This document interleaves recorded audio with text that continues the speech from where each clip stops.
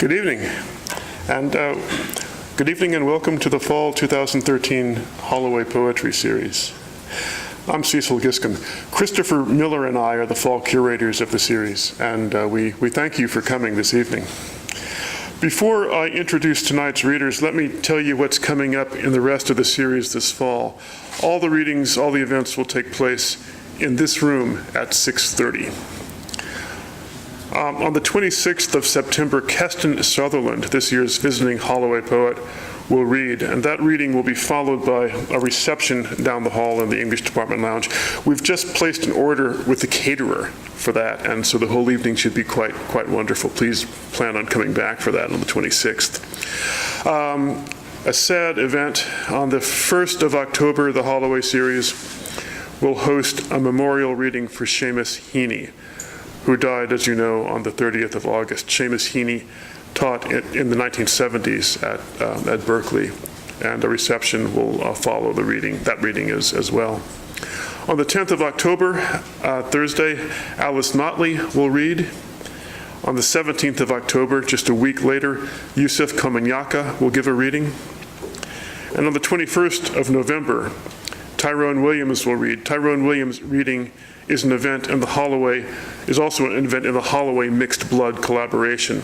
That means in addition to the evening reading, he'll give a talk on the intersection of the languages of poetic innovation and the languages of race earlier in the day at 4 o'clock.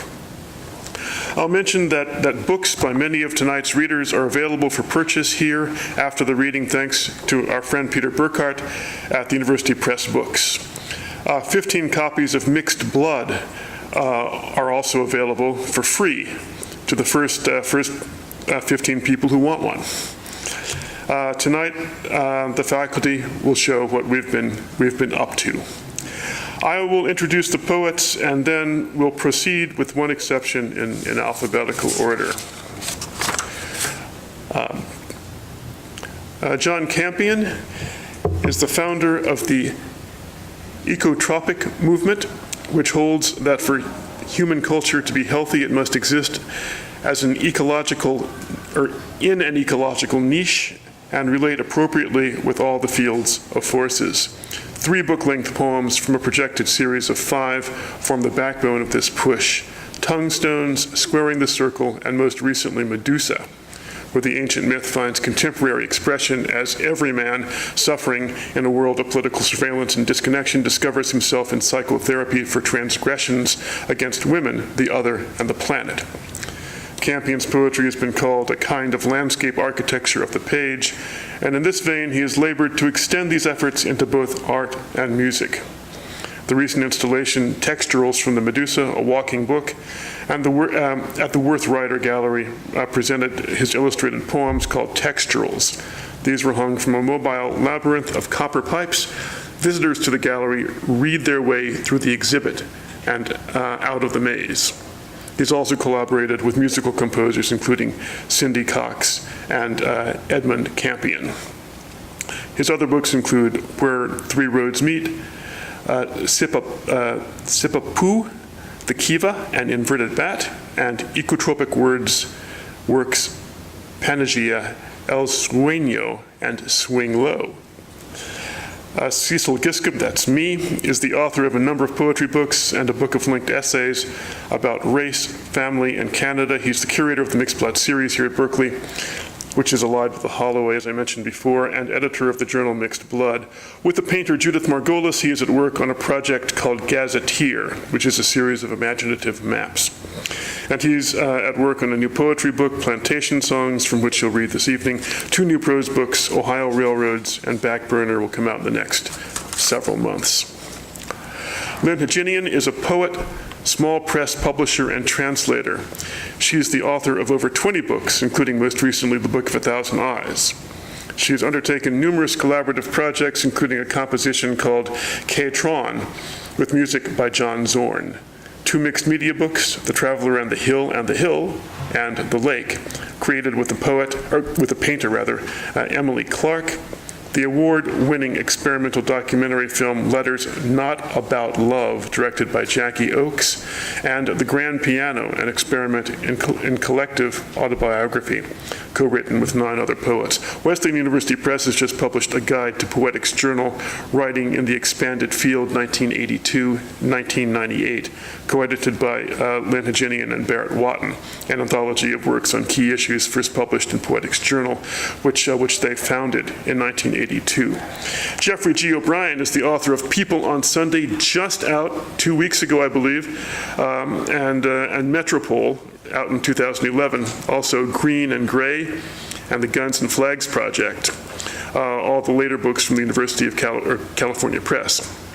His chapbooks include Hesiod and Poem with No Good Lines. He is the co-author with John Ashbery and Timothy Donnelly of 3 poems, and in collaboration with the poet Jeff Clark of 2A.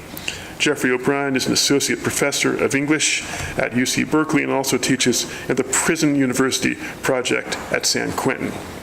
John Shoptaw has written a book on John Ashbery, an opera libretto on Abraham Lincoln, and has finished a book of poems on the Mississippi River Basin, parts of which have appeared in Common Knowledge, The New Yorker, and elsewhere. Keston Sutherland is this year's Holloway poet, and he is the author of White Hot Andy, Stress Position, The Stats on Infinity, the Odes to TL61P, and other books of poems, essays, and scholarly researches, many of them on Marx. He runs Bark Press and the Sussex Poetry Festival in Brighton in the United Kingdom, where he lives and teaches English and critical theory at the University of Sussex, and where he founded the Brighton branch of the New Socialist Revolutionary Party, Left Unity. Robert Hass, who cannot be here tonight because he's at a family event, his most recent book is a collection of essays, What Light Can Do. He's currently teaching a class in verse translation and team teaching an introductory environmental studies course. He's not here tonight, but he has sent something for me to read in his absence. This is a poem by Bob Hass. Thinking about it, I thought of the Southern Pacific out of Chicago at midnight, winter of 1971. And the young guy in the club car, just before it closed, back from Vietnam and working in a slaughterhouse in Kansas City, to which he was returning. He'd had a few, showed me his hands. Fucking cow blood, he said. You can't get it out completely, though the open palms looked unsplotched. What is the word? Incarnadine, to me. The little winking lights out the window in the dark was light from the locomotive, glowing in the eyes of jackrabbits, frozen on the winter prairie, as we hurtled south toward Albuquerque. Message from Bob Hass. And so the next reader will be John Campion, followed by me, followed by Lyn Hejinian, Geoffrey G. O'Brien, John Shoptaw, and Keston Sutherland is the cleanup hitter. So please welcome the poets, starting with John Campion.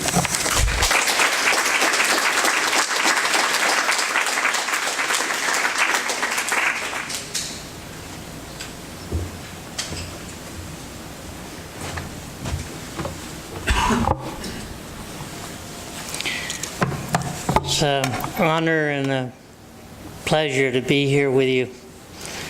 Thank you.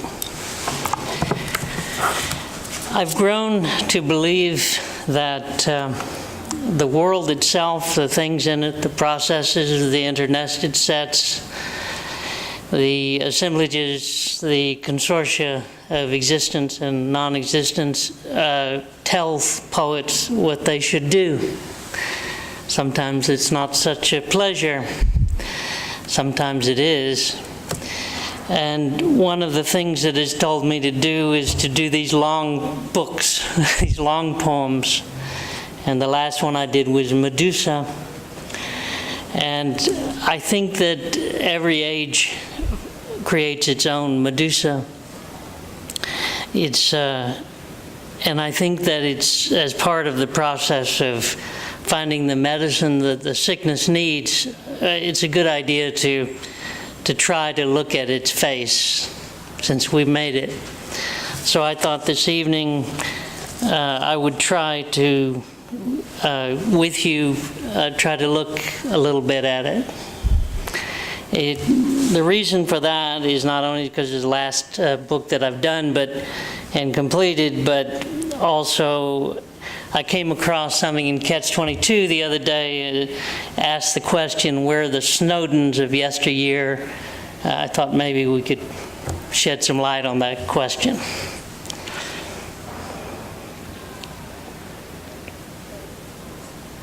Does Foucault still think power produces reality? Being dead now more than ever, light pollution obscures the stars, putting time out of joint. We live in the 6th great extinction, the 7th or 8th, if you include the blotting out of memory held in the lights above. The great dimming, a true dark age shields us and facilitates our special choice to die from fire and ice. Furthering the American norm, most people build weapons because the pay is good, but most useful is the unused tool. So just how ugly are we? Oh, Panza Mia, once interviewed by the CIA, the cooking school, I squawked to turn a dolphin into a killer, or make a sound so loud to terrify everyone, though nobody could hear. Without emptiness, the house is empty. But we don't go hurting folks willy-nilly. Fear of punishment is usually enough. Besides, if you design well, they're better for the environment. Nice of you to help.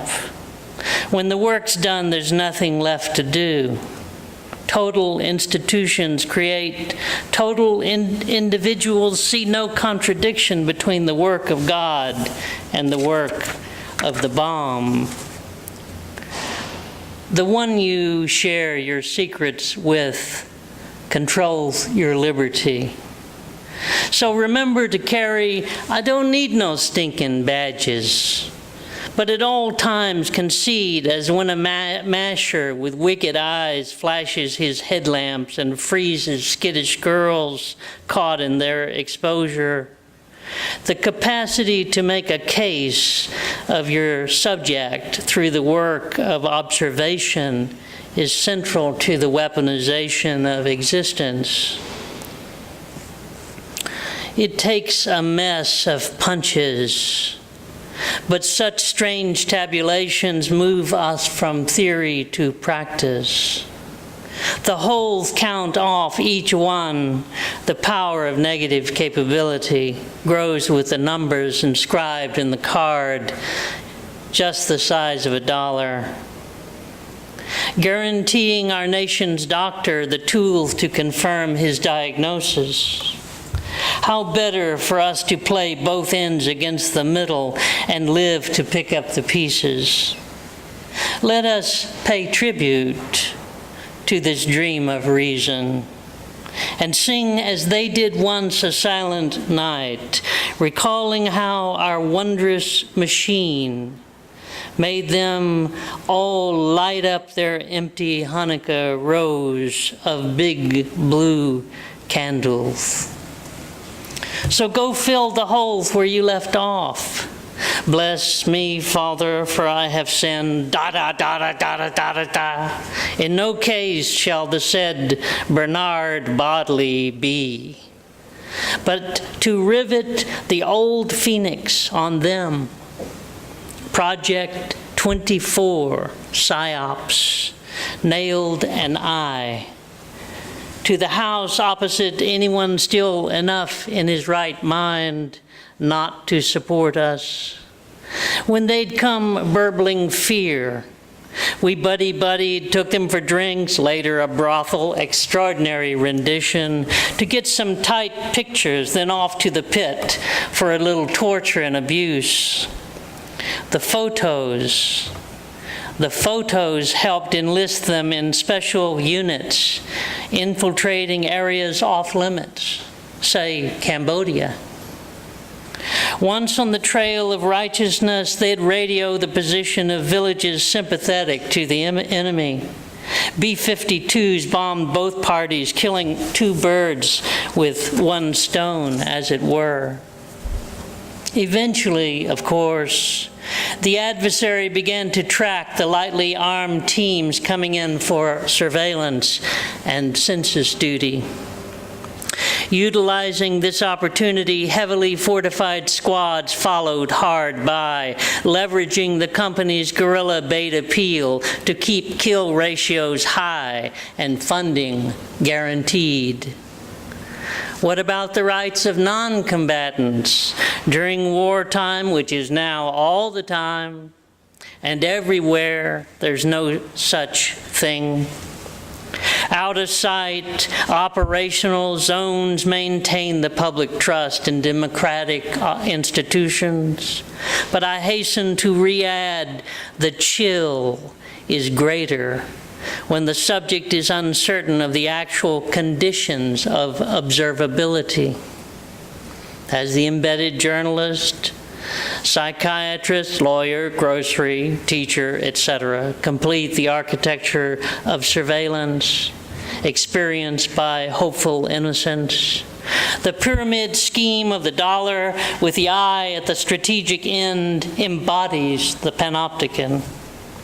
There's nowhere to hide. In every cell is written, "He knows when you are sleeping. He knows when you're awake. He knows when you've been bad or good. So be good for goodness sake." Every thought we take prisoner for Christ renders pliant enough patriots enable the new world order annuit coeptis. Compartmentalism facilitates division of labor, reaches its logical extension when thoughts are top secret. Total information awareness preserves the disease. Of course, the price of continuous propaganda is public indifference. Now, look in here. What do you see? Guess who? Whatever I want you to. Perception management provides the means of social control, a necessary precondition for directing the flow of history. Under this regime, if people see the forbidden truth, but the mind won't admit it, they won't be turned to stone. We fill the frame with our desire. Your punishment, the ugliness yet to be seen, we pronounced Project Democracy. Too abused to make sound judgments, the masses' special treatment strikes a preemptive blow towards implementation of the mechanism. My fingers, separate but equal, can still turn the fucking channel. You're on, and nobody watches TV. Or even make a fist to smash the thing. The eye you think you're watching, you may turn down, but not off. Our memory will run out altogether. Here's a special Nagasaki survivor. Noteworthy by virtue of opposing patches, black and white, forever etched into her back, mirroring, of course, the dual-colored florals from her printed dress. It's all Medusa, all the time, right here on the Medusa Broadcasting Network. To remain awake, the Buddha cut off his eyelids. Where they fell, the ground produced samsara. So when painting the eyes of the Buddha, look into a mirror. Upon completion, you will be blindfolded and taken before an object of no consequence. This you will destroy with your own liberated gaze, harmlessly channeling the powerful streaks of lightning.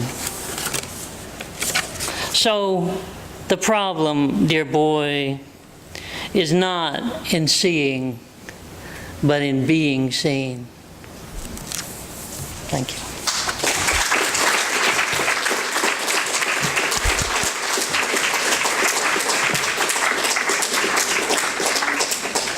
Cecil Giscombe is next.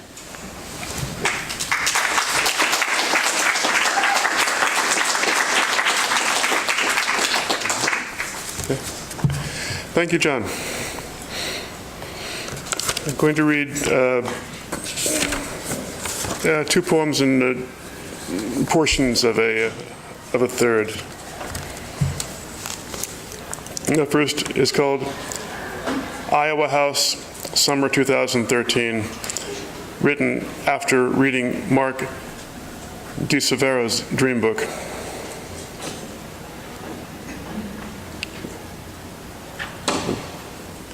Thank you, Keston. Iowa House, Summer 2013. Put up in Iowa City and up from having dreamt of being very high in the air over Seattle, as though I were dead and looking down, but seeing only King Street Station and nearby the sprawl of Safeco Field where the Mariners play, and where, in memory, looms the figure, though not in the dream, in lights of a Negro repeatedly swinging a baseball bat. Though the dream had to do with its own teetering height over two landmarks, that riddle, and not Elliott Bay or wide Puget Sound, no water in the dream, or even fabulous Alaska Way from which the ferries depart. Instead, the spire on King Street, practically an all beneath me, and the graduations of the baseball field. Who has not been, who among you could not have been, in some sense, on trail, proximate, part of a similarly imperfect triangle, the two of them, stadium, train station, meaning something different from one another, no water to the dream, and no bridge either.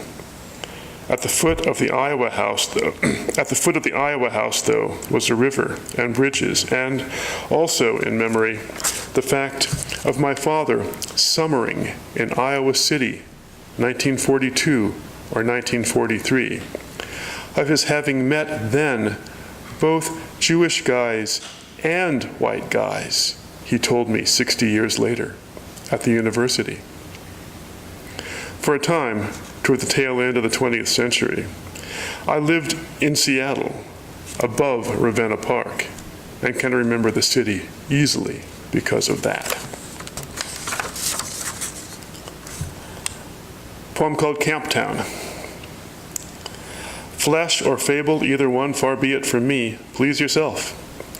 We came along the hill's shoulder from the lowest point or field, nothing now, and I imagined, as we walked, that perhaps a monster could walk over similarly, could scale the wall, as it were. But Camptown's almost untenable. It's barely haunted. Whose fault is that? Form is harsh. Form is just a hull. A monster could slip across a bridge in the wee hours when traffic's not heavy from one place or another to Camptown. Please yourself. I was a ship on the stormy ocean. Stay off me, brother. I might be a monster, but neither will I judge you. 2. Camptown's no accident, no joke, no dichotomy, but Camptown's noisy. The parts are all out of proportion. That makes it dangerous is weak argument, or it's only an argument. My sense of distance gets in the way sometimes. I speak from locations, and that has got its limits. What's afoot in such, one might ask, or what has rolled in? How did we seem to appear on the dogleg up and then on the hillside? That is, what do they see first? The crocodile itself or a monster making a desultory retreat? Nobody likes that, ahead of capture. I will level with you, Camptown lady. I think this could dwarf us both. 3. Monster lurching through, taking it up, sprawled like Canada Lee over several seats on the bus. Border towns are the real deal. Camp towns different.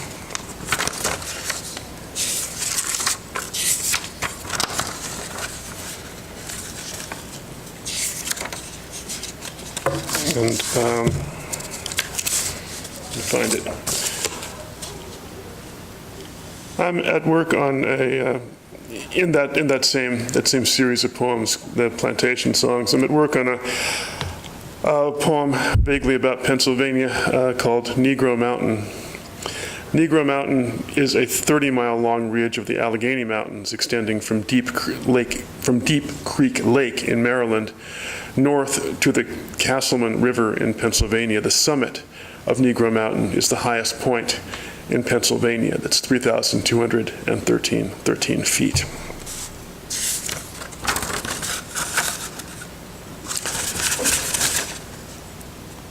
She said, "Get your bearings." The Commonwealth was lousy with bears. A child's judgment, obligation, then denial. I'd misread silence as sleep. Sometimes the music comes, slowed down, music slowed down, dumbed down to nothing. Noise in the bushes, boys and girls, campfire story, silence in the bushes. In a movie made in the last year of the 20th century, Negroes stole Dracula's body with predictable results. But it's just that to be alive is to be dead as well. That joke, like a sour stomach. What foolishness is this opposite me? Tangle, unloosen me, ride the tangle out. Unimaginable, this tangle, embarrassed at it. Train came for me to ride, dream, and I knew it. Dark yellow color, its string of dirty yellow cars, coaches. I can pass until I speak.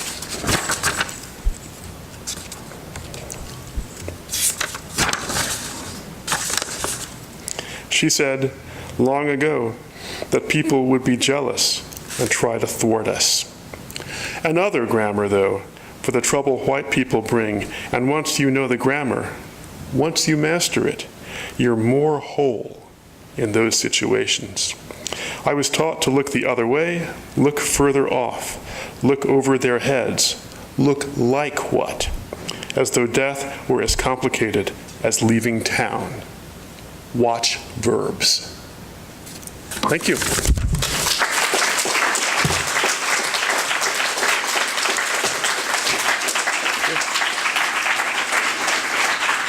Lyn Hejinian.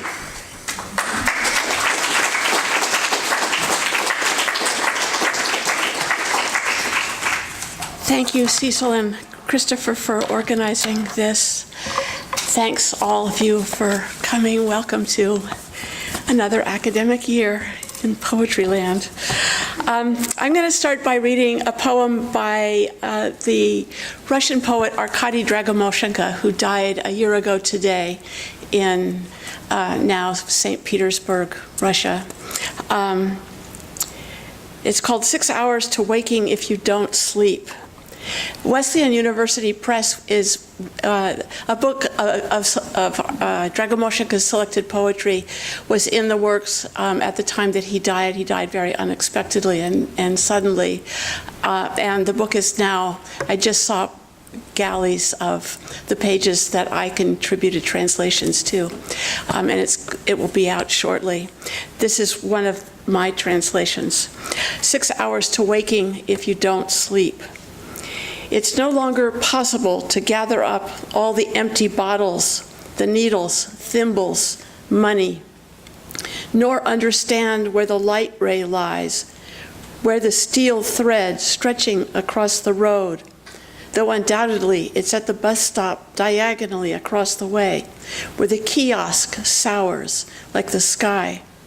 Like, well, all the rest pertains to the roof of the mouth, lifting within itself the complex and somewhat crumpled material of non-existence, a cocoon, darkness, and in stammering, lightning, and exile. The 39th hexagram is nothing like this. It is also not possible to gather berries, unless I'm wrong, nor the tossed aside neckties from wherever they fell, nor to write an ode on the rising of dust, nor to whisper in an ear, oh, how I would have wanted. And yet it's possible, yes, absolutely.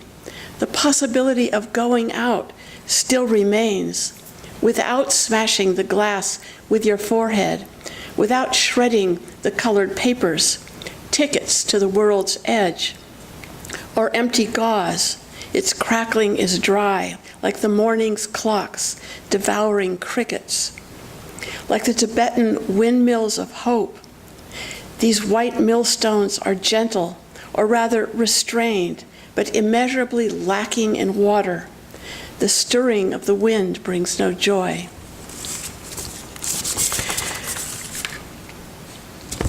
And now I'm going to read just a few of a series of 14-line long elegies, which are meant to achieve absolutely no resolution in order to express how completely unacceptable death is. This is an elegy for Arkady Trofimovich Dragomoshenko. A grasshopper singing of death laughs long, as if a heavy-hearted granny spoke a light word. A shadow scuds over glass, the glass stands still. Insects seethe, and they say that is the dream of language. But what is language if not what is threading through the veins of an insect's wings? What does it mean to say now, now, as now surfaces in a gesture, as of a person pushing his eyeglasses up toward his brow? Our luggage is stacked sky high. We are wearing 20 layers of clothes. Every utterance is symphonic. I've never made curtains for these windows, stabbed by the mid-morning light. I pass with a broom, standing with a hose in my hand and my thumb against the nozzle. The loops of time droop, fall slack, and someone steps out of those that were his or hers, hers or his and hers, his and his, hers and hers. Is it right then that we are left to hurtle alone? The girls dance in dead light, the cadavers lay in live light. But as for those girls, men with mouths like mare vaginas watch them. Every rough rupture demands elasticity of the imagination. The silver river is irreversible, but you attentively watch its mouth. What you write achieves its independence, though you are nimble, arrogant, sly, and wise. That is how you spend the day, which is itself a powerful force and raises the significant question, how did you get here? All suffering is in the egg. Now suck it out of its shell and spit it away.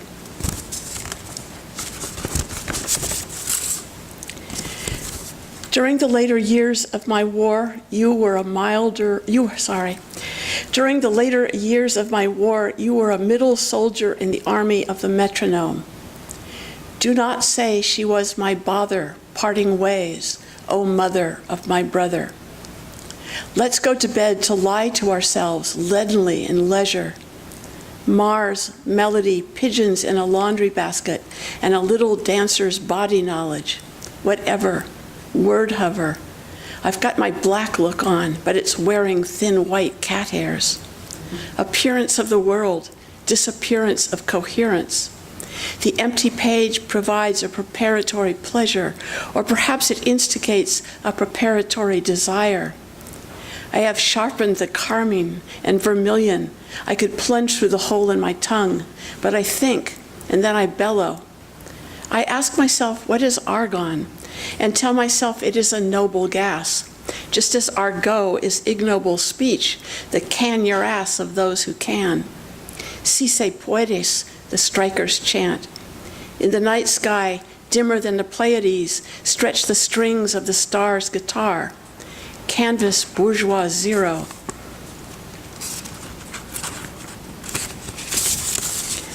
One day, a woman I'll name another day hitched her pelicans to a raft and went to sea. Every day, all the way, wheel it. Unless one gets the picture, one can't get the caption. So I was in the tree, 1 foot in the air, and it was there, as I sucked juice from a lemon through a peppermint stick, that I saw the dinner guests arrive. Fluorescent navy flowers, incandescent sand buttons, and militant blazing fireflies, yes or no? As a rider of a city bus, I am in the early morning light at the window a fly. Or as a fly, I am a city rider at a window in the early bus light. Windows, walkways, leaves to abandon. As a bow-shaped bird of prey, she hovers as an inclination in its freedom. Damage is not the same as discontent, but may elicit insincerity rather than sarcasm, perplexity rather than allegories. Whizzing samurai shuttlecocks. I am open to jeremiads. One winter's evening on wheels dreary, the human face flapped its feet. A great gaseous ghost is growing in a notch. It sleeps below the telephone lines that send ideas between ears. Have you never filled potatoes with bitter butter? And last one, isn't worry wooden? Appearances burn to perfection, the same old frolic, permanent atoms becoming astronauts and then unbecoming them again. There was never and will be never, and once she was like a gazelle commanding a field. Violent is the violin. Deep is the speed with which the Great Wall of China wanders. Serene is the soot far up the chimney, venting the smoke from the long life log. The sun keeps it secret. The daily news is sunk in light. This is a melody played on a cock harmonica, lyrics lost in a story buried under a bellicose rock. Could she, and why? What butter? The barefoot musician fiddles on the ice with greater weight over the years, and the juggler's jugs get lighter. It's not from an aphorism that you'd want our memories to rise. You'd resist, persist, preside. Life is full of indubitable data, indelicate stuff. Though drawn to the claims of the sky, I duck my vertigo and devour a huge sandwich, my commitment to gravity, which holds my shadow to the ground. We are subject to the ultimate disorientation, a cloud of invisible power. The sun is surefire. Thanks.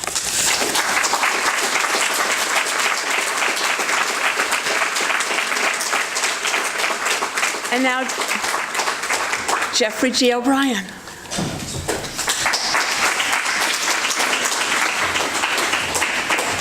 Hi. Thank you to Christopher and Cecil for convening us all and for the other events to come. I'm going to read 2 poems from this new book, People on Sunday, and then a new one. The first drops a lot of names, and as someone just told me, picks them up. It's called Distraction. Spencer coined blatant to show us the scandal of truth can only be invented.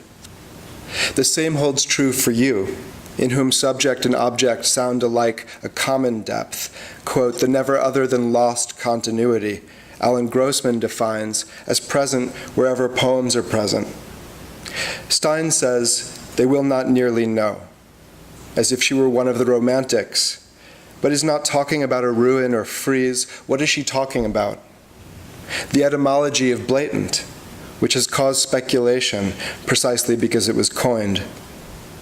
The fact that Spencer used it to modify beast makes its kinship with blatand, bleeding, in 16th century Scots, appealing. But the Latin blatire, to babble, also makes sense in context. Stein is blatant. especially in stanzas in meditation, from which the quotation above comes, as does, quote, "You should never be pleased with anything." Both quotes address the you of poetry at a point where knowing and pleasing lose their hold. This is the faith behind the wager of the 18th century actor Richard Daly, who believed the mind of the Irish to be so perfectly athwart the subjective and objective states that he was willing to bet, quote, "A word of no meaning should be the common talk and puzzle of the city in 24 hours. In the course of this time, the letters Q, U, I, and Z were chalked or pasted on all the walls of Dublin with an effect that won the wager." The etymology of quiz is blatant, that of blatant quizzical, which is not the case with stanza, clearly from dwelling or room in the Romance languages, but really from stare, to stand. So when Stevens writes "stanza my stone," he is asking that Stein be made into a place to stand for poetry. But of whom does he ask this? For Ellen Grossman, the answer is staring you in the face, while for Spencer, it's under the dragon skin of community. It must be relentlessly tested, even forgotten, then resurrected, haunting poems like the floating face of Absalom, Absalom, that accompanies Sutpen down off the mountain into an understanding of class. Dragon skin is also the name for a type of flexible body armor produced by Pinnacle, made of high tensile ceramic discs arranged in an imbricated overlapping configuration, then encased in an aramid textile cover. There's a level 5 variant not available to the general public, but the public needs no protection so long as it stays general. Not that it does, unfortunately, especially in Stein, where, quote, "In changing it inside out, nobody is stout." Her poem babbles on until you live in the rooms of Grossman's account of Crane's The Broken Tower, a poem he argues is about vocation, another calling. Here's a wall and some chalk. That's the literature poem. And here's the protest poem, since those are the two purviews of the English department. Actually, I hadn't intended the segue, but the last one ends with talking about potentially chalking a surface, and we've just discovered that it's illegal to chalk surfaces at Berkeley. You will be detained if you do so, which could then produce another protest, and so it goes. This poem's called Thanatopsis, a fancy word for sight of death or a meditation on death. Poems often like to do those meditations in the spring. And this is in part about the events of November 9th, 2011 over in Sproul, but other things too. Thanatopsis. Here again, just a few minutes to see what we've done with what they let us have. Like spring in Washington, D.C., the way we're taught to imagine days as reprieves from other days.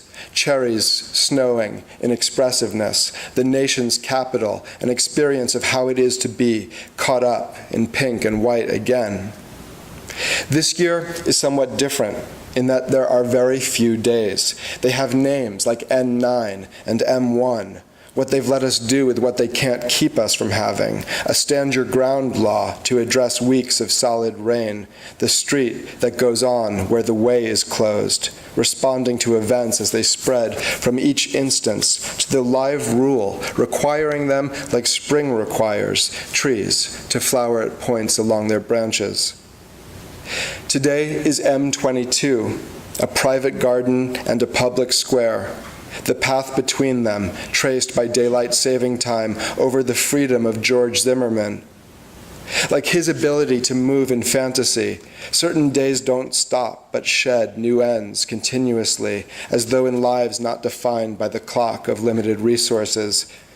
Other days not yet here, a greater scarcity of water, the first of the new kind of arrests, already reach back through their inevitability into potentials of the present tense, the stare of passers-by as you make a viewing party of yourself, shouting, "Drop the charges," stemming from N9 on the one hand, while on the other wanting Zimmerman in chains beyond the room in which he finds himself. Meanwhile, the purple no one saw fall, dotting the concrete outside my house like a pattern unpursued, doesn't seem to leave the Paulonia any barer, a participant in day, but temporarily immune. As the resources disappear, there will be several such readjustments, but will they be chosen or imposed? Probably the latter, then the former, then both, going on together like towers, working in tandem without looking up to see what day it is or was. They ruin time while we have it. I'm going to end with a new poem called After England, which I wrote after coming back from England and Keston Sussex Poetry Festival. I'm going to dedicate it to Steve Goldsmith because it was produced in me by reading his recent book, Blake's Agitation. After England. My voice carries further, almost all the way to the face. I go, but not forth, or I went suspended itself, touching the all that isn't. After England, it could not be kept together, hasn't fallen apart. Moves like noon shadows, forced out from the corners, along a street of expectations. Not really. After England used to has a present tense. Materials stay both stolen and mine. Anthology without exclusions, where I imagined I saw the time after England before it arrived. I went out to meet the thing behind things, displeased with all the available combinations living after England is, then isn't, where laughter opens onto the short-lived feeling you should know how to go whole days doing. You had everything you needed, but do not, after England, have a fucking clue. The food no longer safe, phrases stop short of, no news is good, good things come, all signs point, objects may appear, it has the ring. Possession is 9/10, firing on all. Ignorance is, my lips are, the grass is, always. After England, the feel of not to feel, when sky invisibly divides to let tomorrow in, where it's better to work than not to, far better to do neither. In fact, that's your job now, reaching out to touch a gloved hand to the face of the weather we walked off in, after England, muttering England has never been enough, after itself, this little one, where a good price is contradiction, getting your Albion on, then off, then again. And there are no events after England. Rhythm has taken their place, flowering trees set out along the shoulder, pink and white as ideals of how England was or will be, the wrong words in the right order, an imaginary language with real poems in it. After England, empire moves west, but knowledge spins east, narrowly missing it, or not. In the unsung songs of the dead, I came too late, after, as in so much further behind, you're out in front, where not knowing is. And you call it experiment, the experiment of the sea pouring into the city, people into squares, forms that can't hold so much, weren't designed with this in mind, like the mind itself, builded here from ancient materials that couldn't predict the future or even rise to meet it, but maintain a right of way. Left through this hedge across 2 fields of hops and lavender, up the slope of the Iron Age fort till you drown in a view of the sea. That's it.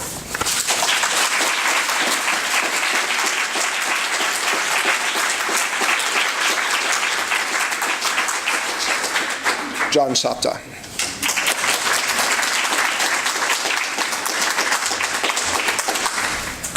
Thank you. Welcome, everyone. And thank you, Cecil and Christopher, for tonight and the upcoming series. Really looking forward to it.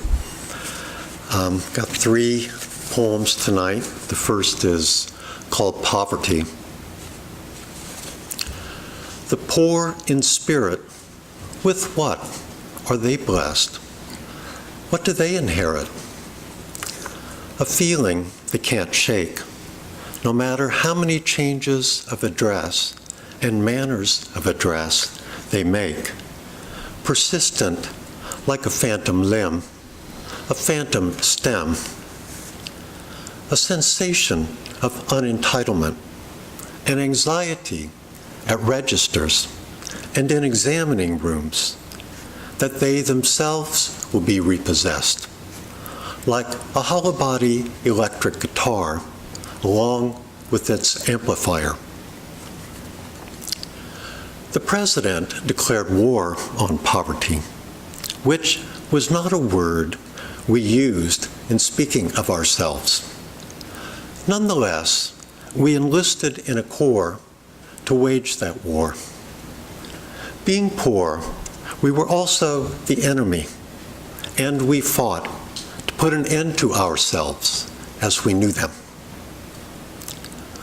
Living at or below the sandbagged poverty line, we were as well the sodden field of battle, where cotton contended with cockleburr. What then was the impoverished spirit of our corps? We were deployed in a honey locust thornwood, a bleacherless playing field, and in our peeling town hall, squat and omnivorous like a bullfrog, with the library and courtroom upstairs, and downstairs the equipment room and jail. We were upstairs scraping and painting when the word went around that J.D. Stingray's daddy was cooling or sleeping it off down there. The son in question looked like all this was already happening inside his head. And we knew he would always look this way, though none of us looked at him. Instead, we applied ourselves with a furious delicacy to moldings, door facings, and hand railings, employing a technique we'd learned in the Corps called feathering the brush.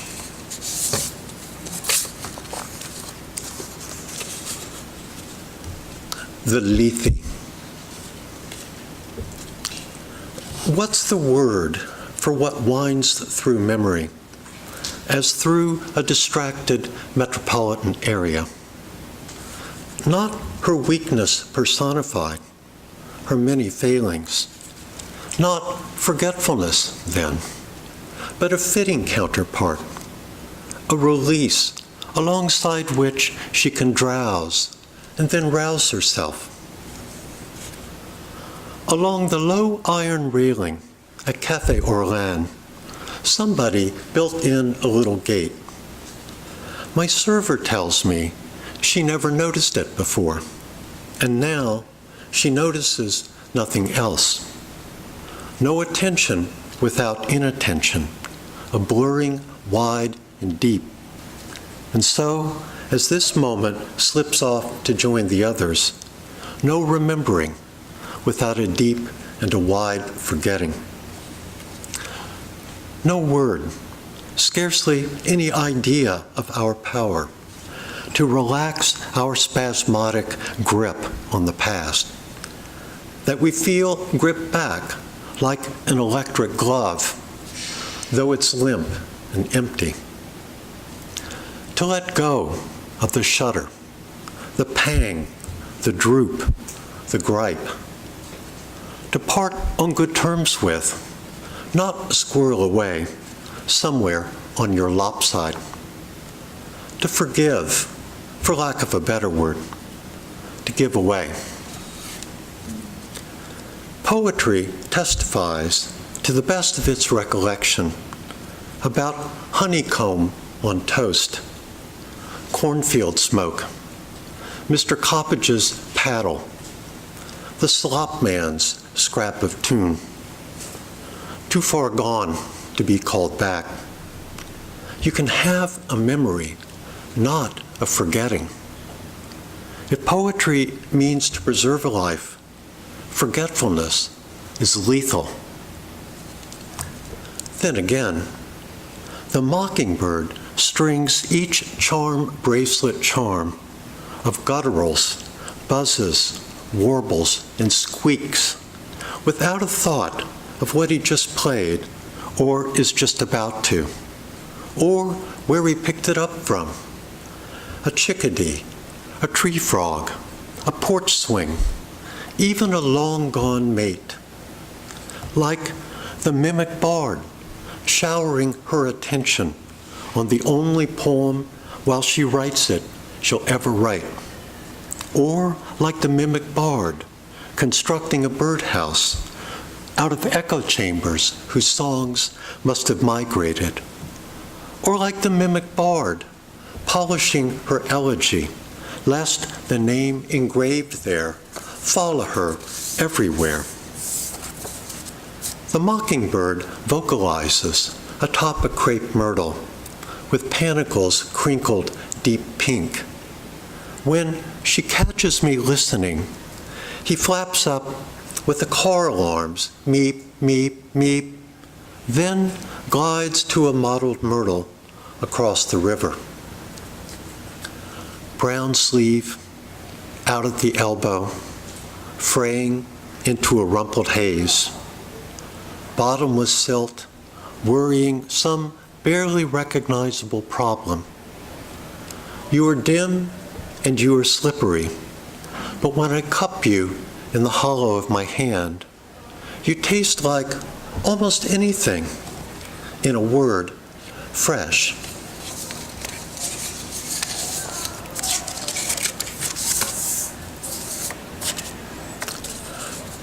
Round County Almanac. Evenings such as this, one mounts hills. Even such a one, tall, portly, with an air of blessedness, an urge to be fruitful and conjugate. Tennessee, Tennesaw, Tennessine. Bask in apple moonshine. Count up dominoes. Such a one mounting such a hill. Chestnutted high point of a county round by law. Imaginary hub of the parallelogram state. Parallelogram being another word for poem. April is June here, where rain runs to the Gulf. And purple magnolia litter, bobwhite files are becoming.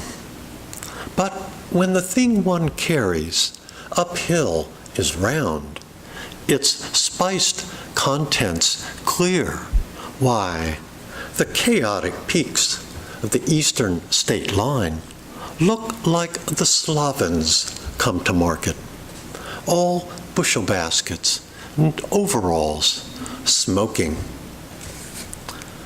Salamanders on moonlit balds will sprawl, and bats, like notes from cavern mouths, will spill, and slobbering black bears with a taste for a long cinnamon finish will put one not to rout, but in mind of one's return railway ticket. One runs from nothing without leaving something, empty but upright in memory of oneself. Thank you.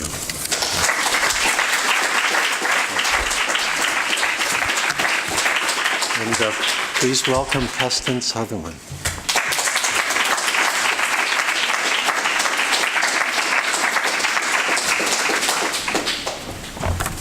Hello. Thanks, Cecil and Christopher. And since this will be my first confession since joining the community at Berkeley, thank you all very much for having me here as the Holloway poet, as your guest. It's a real honor, and truly it's been a very happy experience so far, and I'm really looking forward to it, so thanks. I'm going to read just one poem, which unfortunately is this one called Under the Mattress, which comes with an instruction to performers, which I guess I now am, which is Estatico ma non troppo. Yes, the realities of life. Yes, bonded to terms like these. Tap the sexual hinge and drain its cataract of factual oil. Dreaming, you are made to hide from the guard sent for you by some anonymous communist tyrant dictating the incommunicable erotic meanings of your missing life to the deserving middle, whose orderly urban sprawl on the blanket contempt could never sink lower, but merely does at will on board the massive and passive-aggressive illuminous tugboat of split-level grill, where none of this or none of which makes much sense now or at any equal time like this or then, where guards are all-consumingly at large. Have a dream in which, to evade arrest, you squeeze your whole body under a mattress laid out intuitively horizontal, on which now superficially outlays, overcharged and wasted, an obscurely misplaced British military observer, who is thereby on standby to be presumed innocent on the ground of his readiness to fall in with reality, not once but again and again, by ever more expertly fucking his girlfriend. And once having been greatly squeezed under that mattress, and gratefully to be there, it is still being done more expertly to her on his better and better fucking, to excuse the strange imposition of a life directly under his peacekeeping pounding ass.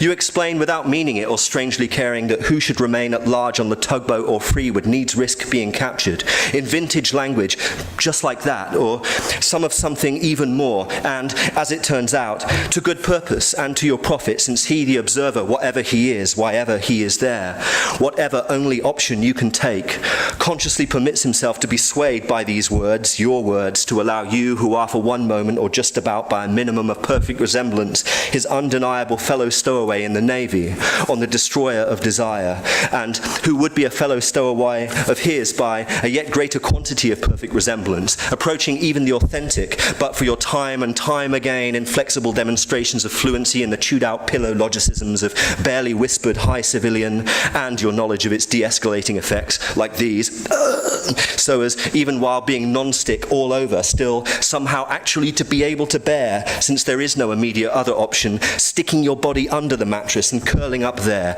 despite his manifestly not caring to discontinue his fuck on it, holding himself up at breaking point where one more push will end it all. Come, all ye faithful, and once you are there, tucked in discreetly as the predicament merits between the base grid of black metal springs and the overhead white rectangle you keep dead fucking still.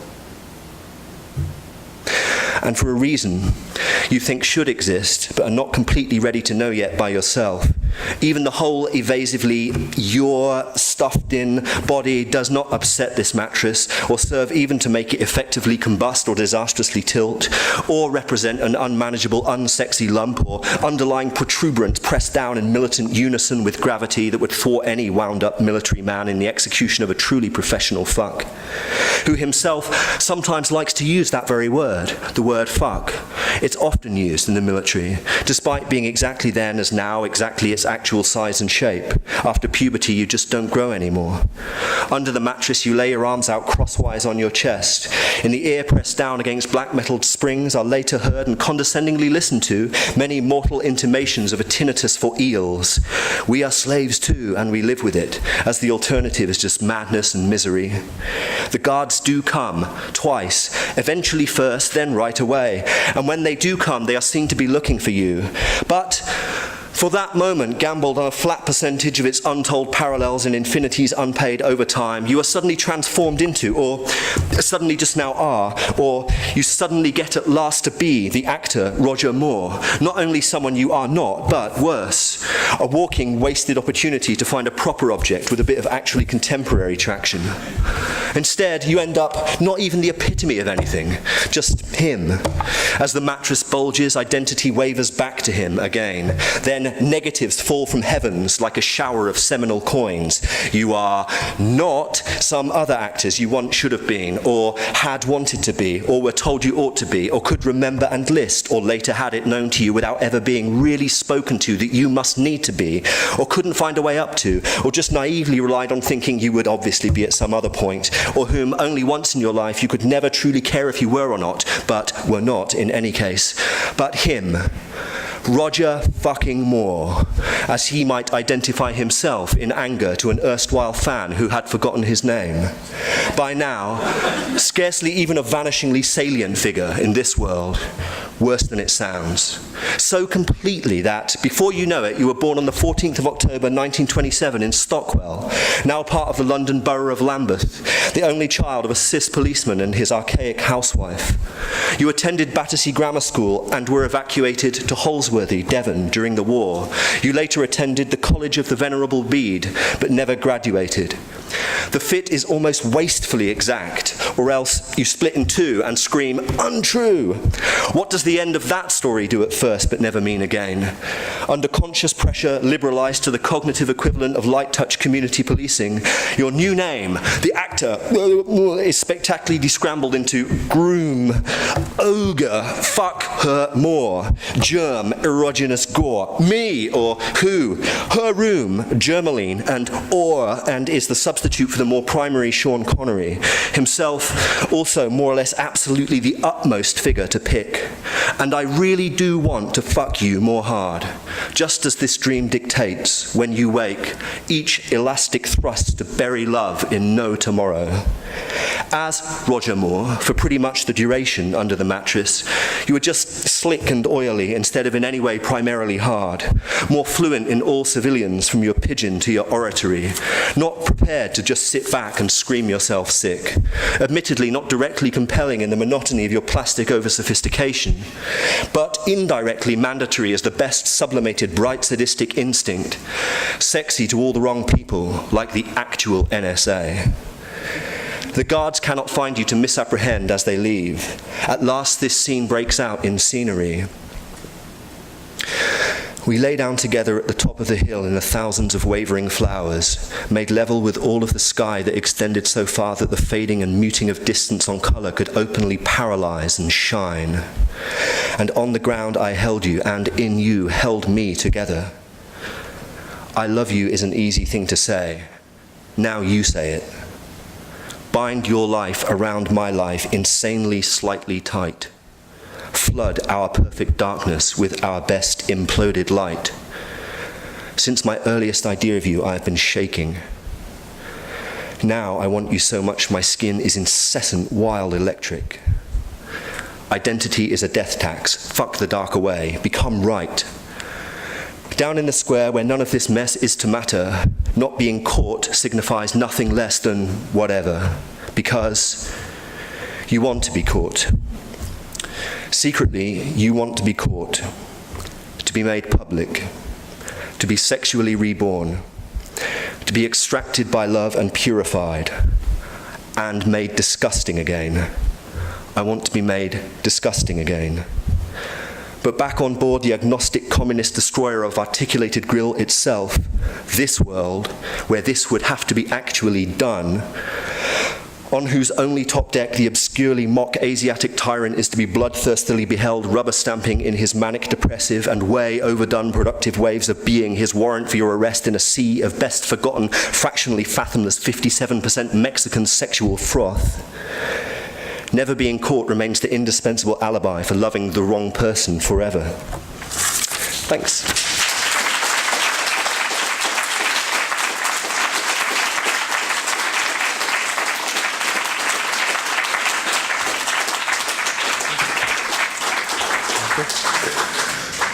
Thank you to the readers, and thank you to the audience, and thank you to the University Press Books. Come back on the 26th of September, hear more of Keston Sutherland.